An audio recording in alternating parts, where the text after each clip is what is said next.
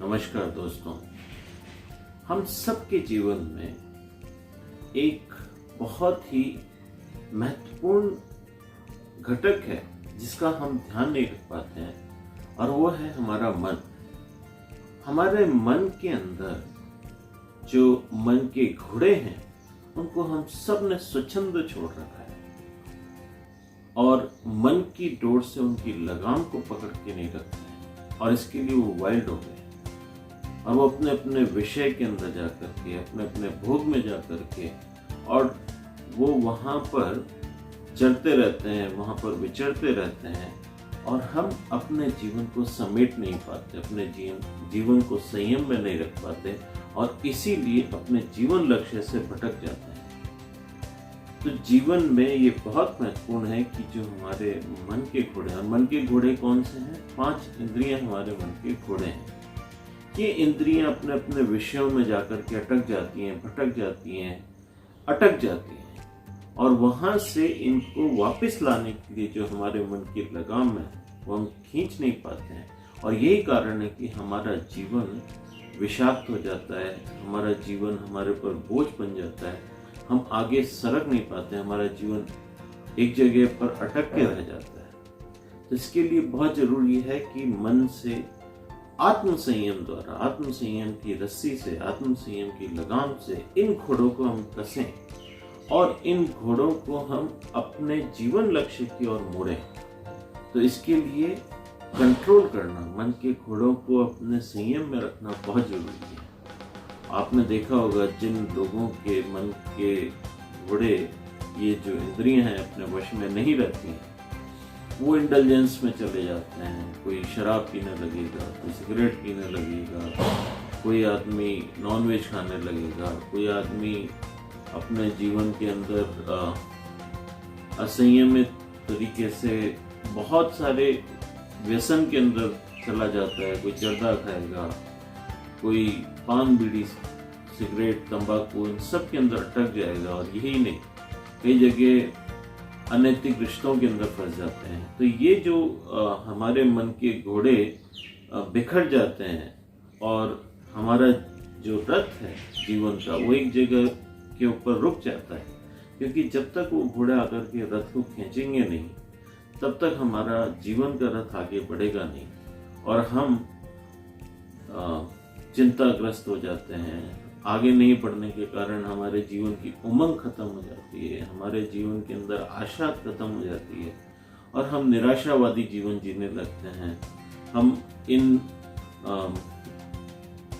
छोटी छोटी परिस्थितियों में फंस जाते हैं, हर चीज हमें मुसीबत लगने लगती है क्योंकि हमारे मन का संयम खत्म हो जाता है। तो ऐसे में ये बहुत जरूरी है कि हम अपने मन को लगाम बना करके, मन को दृढ़ संकल्प के द्वारा इन घोड़ों को अपने कंट्रोल में करें। और इस स्थान पर जब हमारे अंदर ये अवेयरनेस आती है कि हमें मन के घोड़ों को समेटना है, यहाँ पर आकर जीवन के अंदर धर्म की और आध्यात्म की बहुत बड़ी भूमिका है, क्योंकि मन के घोड़े बिना धर्म और नियम और आध्यात्म के कंट्रोल में नहीं आ सकते, किसी कीमत पर नहीं आ सकते। बहुत सारे लोगों को ये गलतफहमी होती है कि हमें धर्म की जीवन में जरूरत नहीं है, क्योंकि वो वाइल्ड घोड़ों को कंट्रोल करना ही नहीं चाहते और वो अज्ञानता में जीते हैं कि उनके जीवन में कोई भी घटक गलत नहीं हो रहा है। उनको लगता है कि जीवन इसी तरह से जिया जाता है, लेकिन वास्तव में हमारे बुद्धिजीवियों ने, हमारे महात्माओं ने, हमारे संत पुरुषों ने बहुत रिसर्च करके ये एक नियमावली बनाई। एक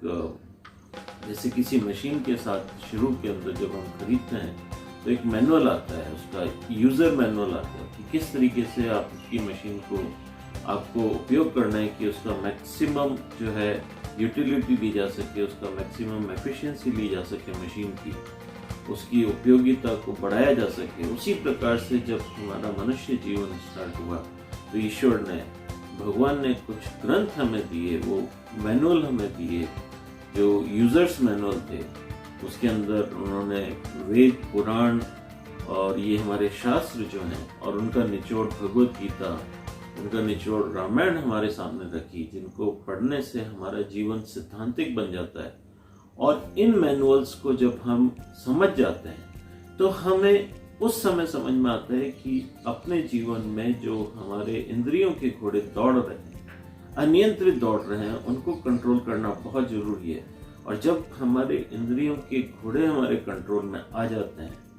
तब हमारा एक दिव्य जीवन शुरू होता है, तब हमारा एक मनुष्य जीवन शुरू होता है। और इसका श्रेय हमारे धर्म के ऊपर जाता है, हमारे आध्यात्म के ऊपर जाता है, क्योंकि इन घोड़ों को, वाइल्ड घोड़ों को कंट्रोल करना, जितना हमने इनको लूज कर दिया उतना ही कठिन है इनको वापस समेट के अपने रथ पे लगाना। और जो व्यक्ति इस मोड़ पर पहुंच जाता है कि जब उसके अंदर ये अवेयरनेस आती है कि अब मुझे अपने घोड़ों को, रस्सी को कसना है, अब मुझे अपने इन वाइल्ड हुए घोड़ों को वापस से अपने रथ पर जोतना है, उस समय जो शक्ति की जरूरत है, जिस विद्या की जरूरत है, जिस आर्ट की जरूरत है, वो आर्ट हमें मन को कंट्रोल करने का, मन को संयमित करने का आर्ट हमें भगवत गीता सिखाती है,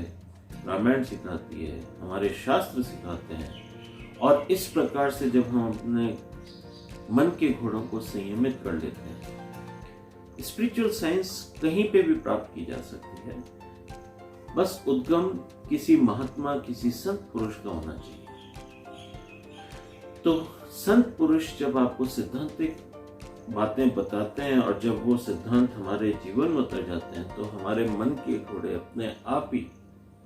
संयमित तरीके से हमारे अंदर चले आते हैं, हमारे रथ के अंदर चले आते हैं, और फिर वो हमारी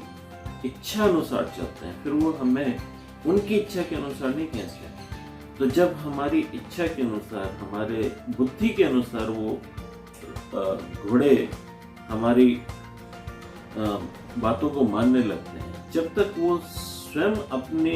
आप इधर उधर जा रहे हैं, तब तक वो मनमानी कर रहे हैं। लेकिन जैसे ही हमारी बुद्धि के अनुसार वो चलने लगते हैं, तो व्यक्ति के जीवन में बुद्धिमानी शुरू होती है। और ये घोड़े फिर आपको जीवन लक्ष्य है, जो हमारा भक्ति का, मुक्ति का जीवन लक्ष्य है, जिसके कारण हम 84 लाख योनियों से बाहर निकल सकते हैं, वहां पर ये हमें रथ को, हमारे जीवन के रथ को लेकर जाते हैं, सुमार्ग पर लेके जाते हैं,